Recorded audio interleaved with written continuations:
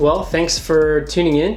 Today we are really excited to shift our focus a little bit from what happens on ice for the 7 Canadian NHL teams and move to a little bit about what's coming up in the future. We're going to be focusing on the World Juniors today and kind of giving you a rundown on the perspective of Canadian hockey, as well as for each Canadian team, what you should be looking for as a fan from that perspective. So, lastly, sure, yeah, cross the river and go to Montreal. I mean, I'm not gonna beat around the bush. I think I'll get right to my boy Cole. He had a tough go last World Juniors. He was sort of relegated to a bit of a depth role. Seemed like he had a coach who wasn't super fond of him, which was strange because he had a really good pre-tournament. Like I think he had a hat trick, something like whatever. He had a good showing, and it was very exciting. And then just slid right down that depth chart. But the coach has just been raving about him. The new coach they have for this year. In a recent interview, mentioned Cole as it was about a month ago now, just kind of their first interview after camp. Mentioned that Cole was the standout, just in terms of bringing another level of effort and just really, really looking like he was ready to play a big role on this team. So can't be more excited. And the way that he has taken strides in Wisconsin this year in terms of being a guy who's not just we talked about, where does a guy fit in terms of if there's a tic-tac-toe goal. Before, CAUFIELD was just the toe. He was just finishing plays. But he's really, really taken it upon himself to create and just add other whole dynamic layers to his game. And I think I think he's going to be a different player than the one he was when he played with so many of these guys on the development team,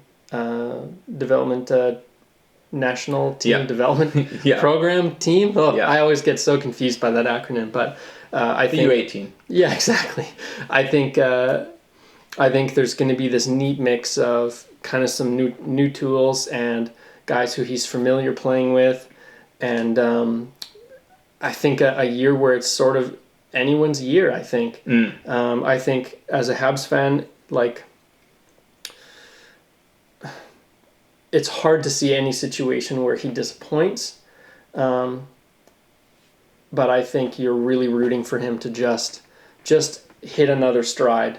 That would really be a promising indication of him kind of having that potential be on the table. I know that last year people maybe took a bit of a step back in their hopes for him, where coming into the year they were talking like his comparables were like Lionel Messi, Patrick Laine, Alex Ovechkin. Those were the guys that were being compared to him, not just by scrubs on Twitter, but by the big names. Well, he broke the scoring record. Yeah, exactly. And last year was good. It was great for someone picked 16th overall. But I think that if he can just really hit another level in terms of his role in the team and just putting pucks in the net, and that would be really promising for him getting back onto that kind of initial hype train, I guess, or warranting some more of that. So that's the number one thing to keep your eyes peeled for.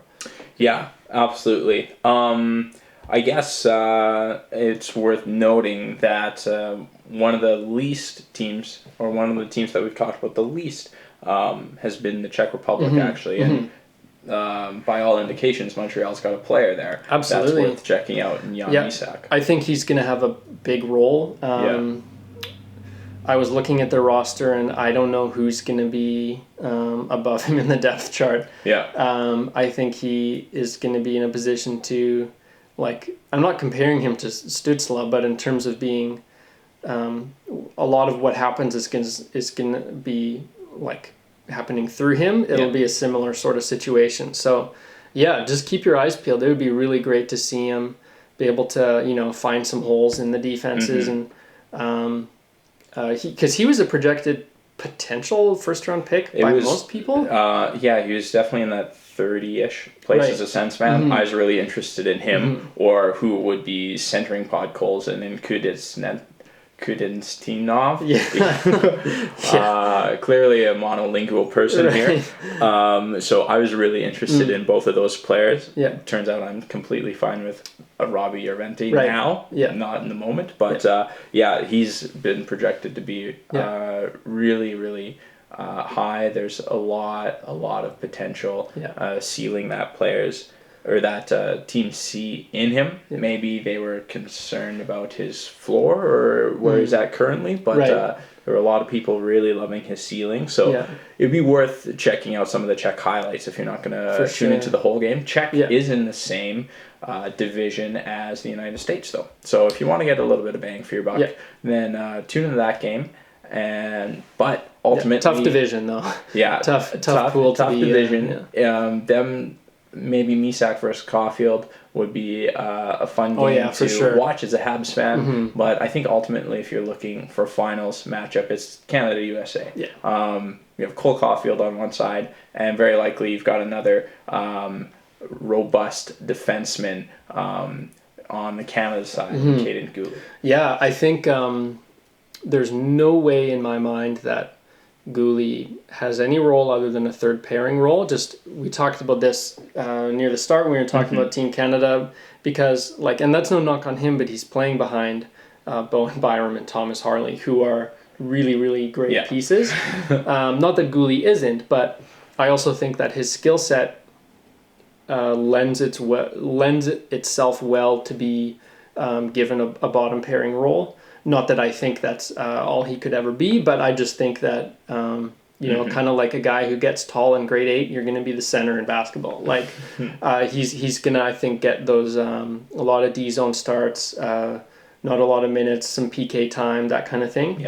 But something that'd be exciting to see from him, that would be a really good sign in his development, would be we know about his tools in terms of his hockey IQ, his mobility, his size, but if he could show playing against guys his own age, just some flair and some flash, a really slick outlet pass or a really nice shot. So exactly what I was gonna say is that we know that he's got defensive acumen for sure, and he's got some offense as well. But I'd be looking for zone clearings and transitions and things like that, where it's those will be the little things, but they translate into things that are going to be really important for being able to garner ice time at higher levels, right?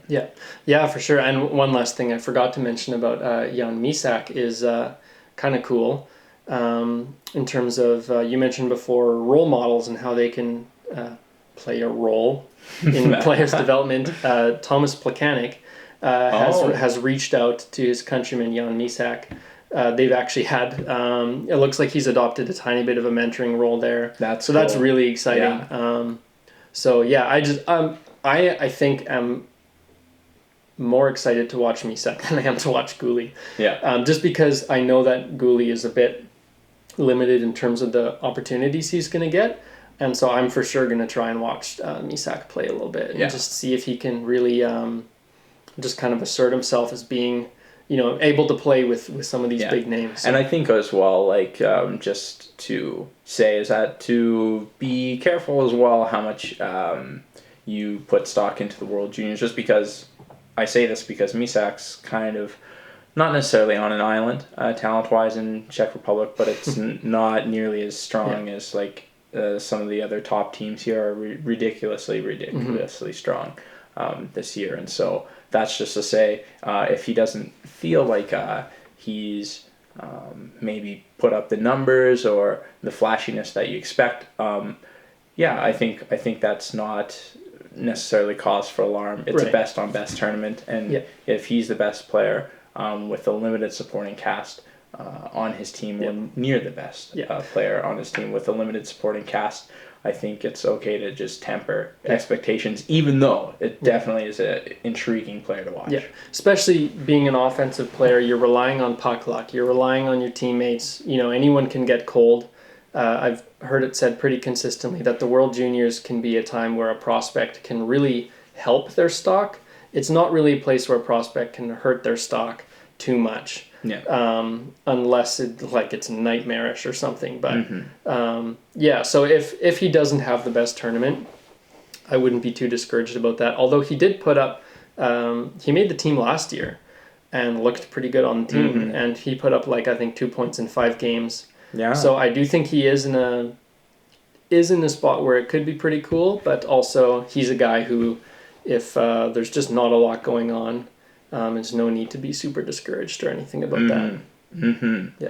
Yeah. So that's a pretty exhaustive look at our viewing guide for each team in the Canadian division and who you're looking for and the matchups that you're actually going to be wanting to look for. And so that rounds out a lot of what we've prepared for you all today as listeners and watchers. And is there anything else you'd like to say? Or just that if you've caught any of this through clips or you're watching the whole thing, feel free to go check out our channel. We've got clips just going over our thoughts for what each team in the Canadian division could pull off this year, going kind of in depth there.